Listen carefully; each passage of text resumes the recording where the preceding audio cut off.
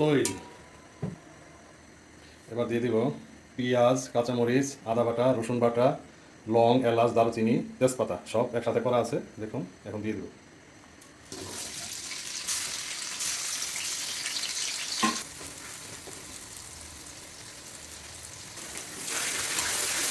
মশলাটা আবার নেড়ে নিব ভালোভাবে।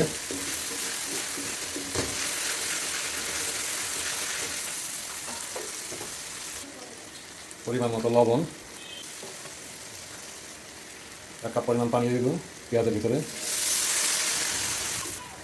এরপরে দিয়ে দেবো হলুদের গুঁড়া, মরিচের গুঁড়া, জিরার গুঁড়া এবং ধনিয়ার গুঁড়া সব একসাথে।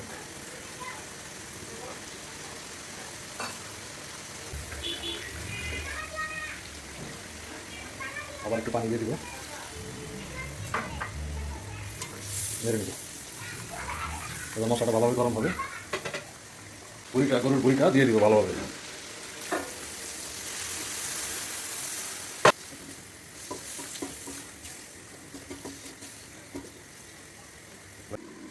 এবার হালকা আবার নেড়ে নিব।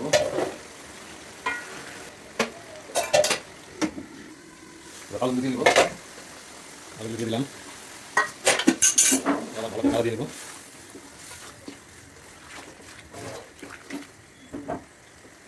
ঢাকনাটা দিয়ে দিলাম।